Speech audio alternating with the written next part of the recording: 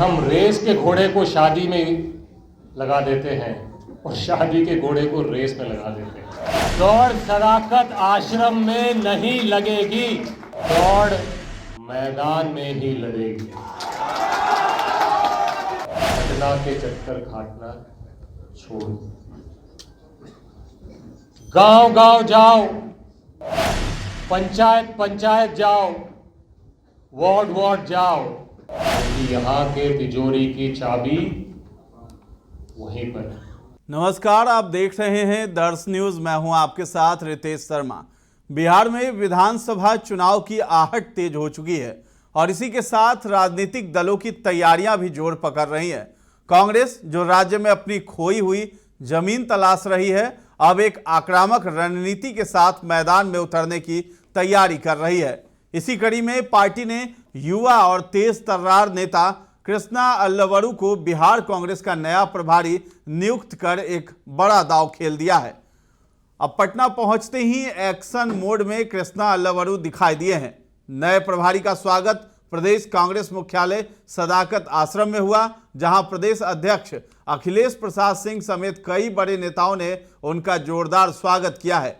लेकिन स्वागत समारोह से ज्यादा सुर्खियां बटोरी हैं अल्लवरू के कड़े तेवरों ने।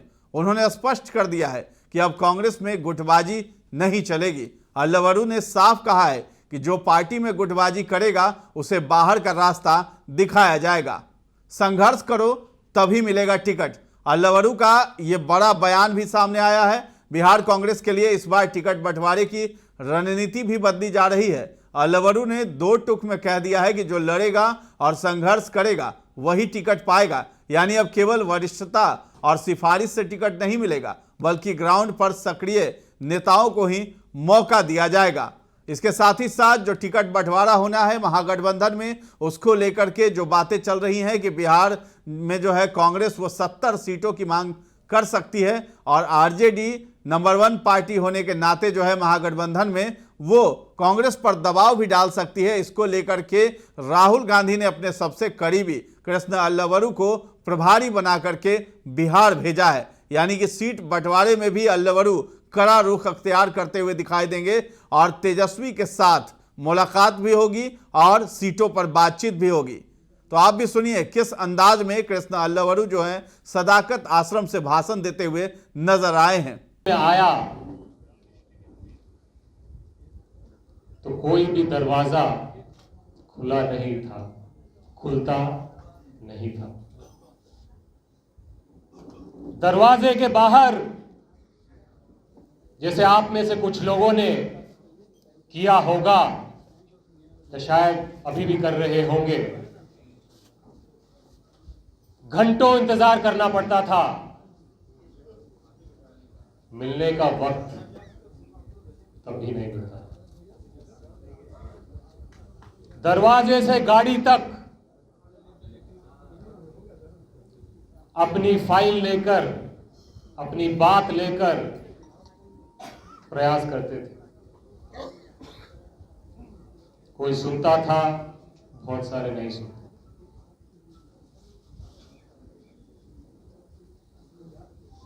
लेकिन आपकी तरह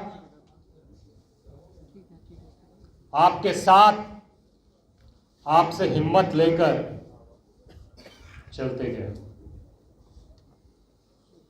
कहीं किसी ने काम दिया, कर दिया। फिर कोई छोटी मोटी मीटिंग हुई तो बोले अब कोई नेतागण आ रहे हैं, तुम्हारा काम खत्म, तुम दरवाजे के बाहर जाओ, मीटिंग के बाद बता देंगे तुम्हें क्या हुआ मीटिंग में। ठीक है, वो भी होता। तो ऐसे ही दिन कटते गए। जो भी पार्टी में काम मिलता था करता गया, जितना समझ में आता था उतना करता गया। फिर 2014 के परिणाम आए। कई साल बाद पार्टी को काफी मुश्किल समय का सामना करना पड़ा। 15 के शुरू में पार्टी ने कहा कि अभी आप पंजाब में जाके काम करो। शकील जी ने जिक्र किया 15, 16 और 17 जब चुनाव हुए थे, 17 फरवरी में चुनाव हुए थे, 2 साल पंजाब में गांव-गांव, वार्ड-वार्ड घूमने का मौका मिला, बहुत कुछ सीखने का मौका मिला। उन दिनों पंजाब में बहुत बड़ी चुनौती थी। पहली बार बहुत साल बाद 2012 में लगातार दूसरी बार अकाली दल जीत के आई, और 14 के बाद जब हम दिल्ली से हटे तो और भी मायूसी थी। तीसरी ओर से आम आदमी पार्टी करके एक नई पार्टी खड़ी हो रही थी और उसका काफी करंट पंजाब में दिखने को मिला। कांग्रेस कार्यकर्ताओं ने पंजाब के, कांग्रेस नेताओं ने पंजाब के हिम्मत नहीं हारी, मजबूती से लड़ाई की। उनकी मेहनत, उनका पसीना, उनके खून, उनके बलिदान की वजह से 2017 में 10 साल बाद कांग्रेस पार्टी की सरकार पंजाब में बनी।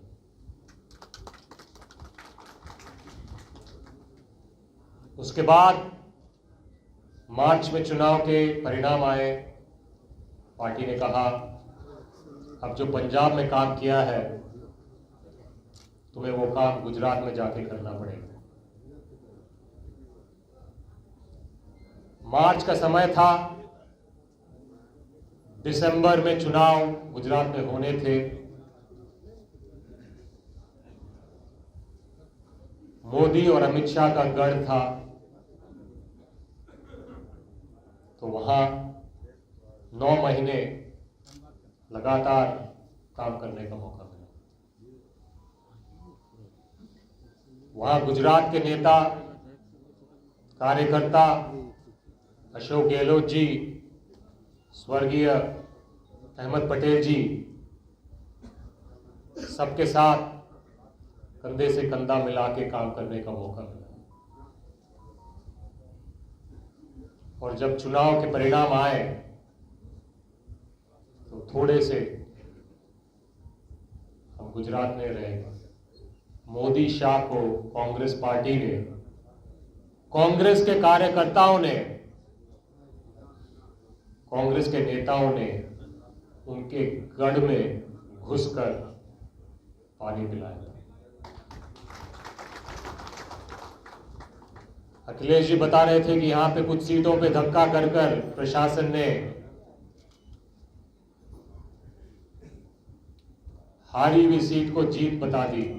वैसे ही गुजरात में भी कुछ हुआ था, वरना परिणाम असल में नेक टू नेक थे।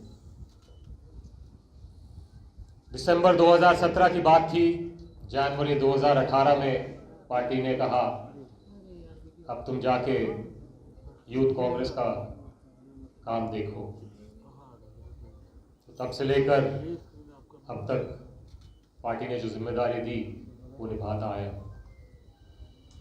अब पार्टी ने कहा, बिहार में जाओ और आप सबके साथ मिलकर कुछ करने का प्रयास करो। तो पार्टी का हुक्म है, आपका प्यार है, आपका साथ है, तो मुझे विश्वास है बिहार में भी हम अच्छे से अच्छे काम करके दिखाएं।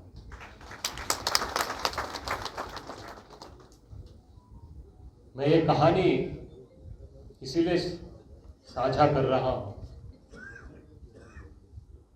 राहुल जी ने कहा कि कांग्रेस पार्टी की एक कमी को दूर करने की जरूरत है,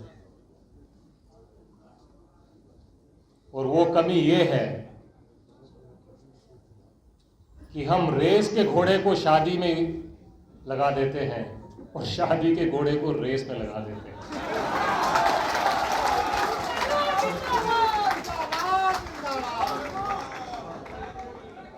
तो बिहार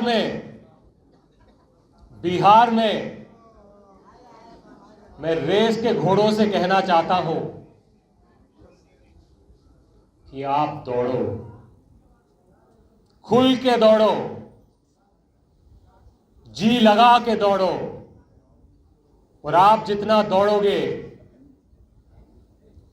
उतना ही हम मैदान में जीतेंगे।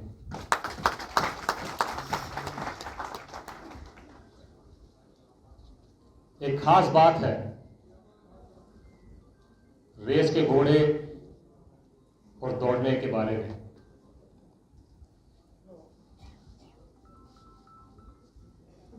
दौड़ सदाकत आश्रम में नहीं लेती, दौड़ सदाकत आश्रम में नहीं लगेगी, दौड़ मैदान में ही लड़ेगी।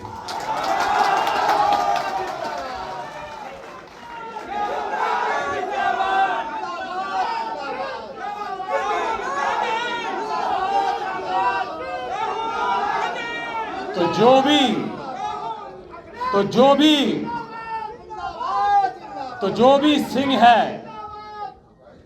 जो भी सिंह है और रेस का घोड़ा है, आपको अपनी ताकत जंग के मैदान में दिखाना होगा, सदाकत आश्रम में नहीं दिखाना।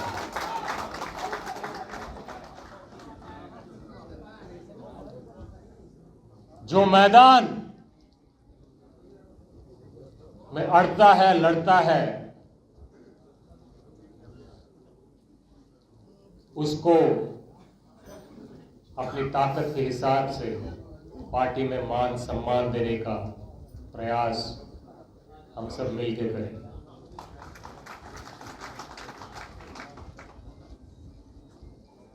आने वाले दिनों में पार्टी का कोई भी पद हो, जो भी टिकट हो, कल दिल्ली में एक बड़ी मीटिंग हुई थी, कांग्रेस अध्यक्ष जी, राहुल जी और शीर्ष नेतृत्व थे। उनका आदेश है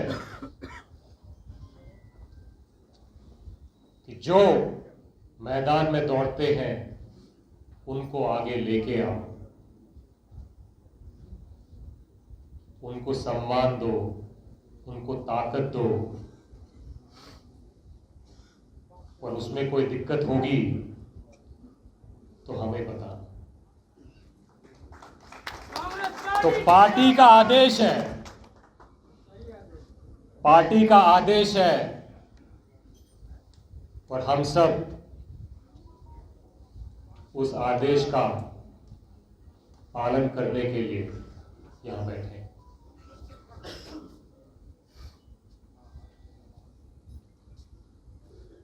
एक और बात मैं आप सबसे कहना चाहता हूं।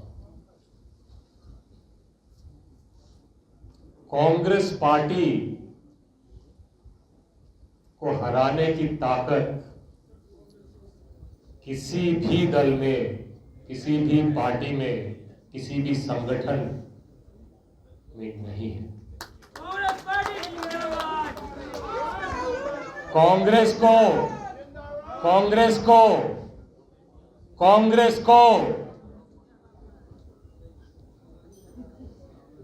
कांग्रेस ही हरा सकती है।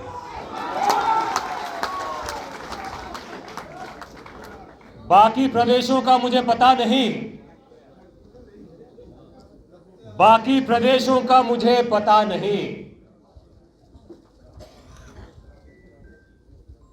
आने वाले दिनों में बिहार में तो ये सहन नहीं होगा।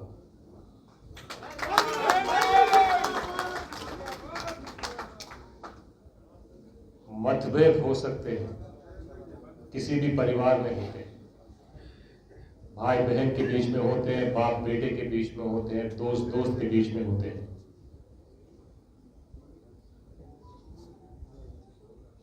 पार्टी में भी हो,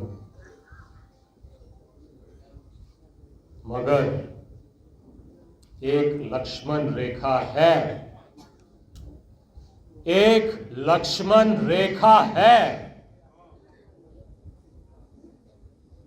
कोई भी हो, कितना भी बड़ा पद हो, कितना भी बड़ा नाम हो, अगर गुटबाजी उस लक्ष्मण रेखा को पार करती है तो मैं आप सबसे कहना चाहता हूं कि आप उसको घर से बाहर कर दो।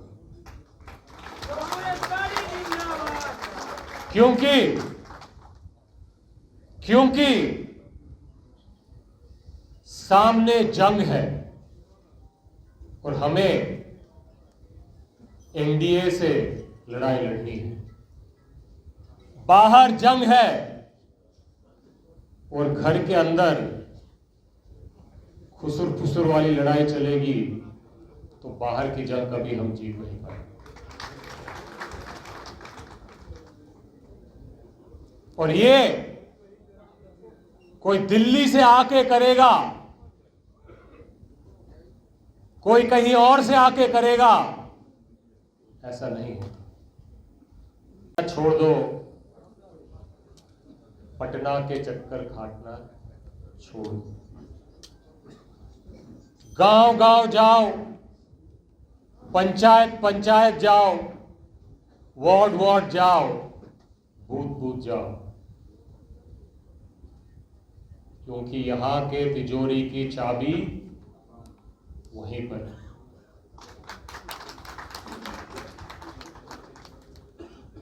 तो इन्हीं बातों के साथ आने वाले दिनों में आप सबके साथ कंधे से कंधा मिलाकर बिहार के गांव गांव, ward ward, panchayat panchayat, booth booth में संघर्ष करेंगे, ये विश्वास मैं आपको दिलाना चाहता हूं। आने वाले हफ्ते में बिहार का दौरा करने वाला हूं।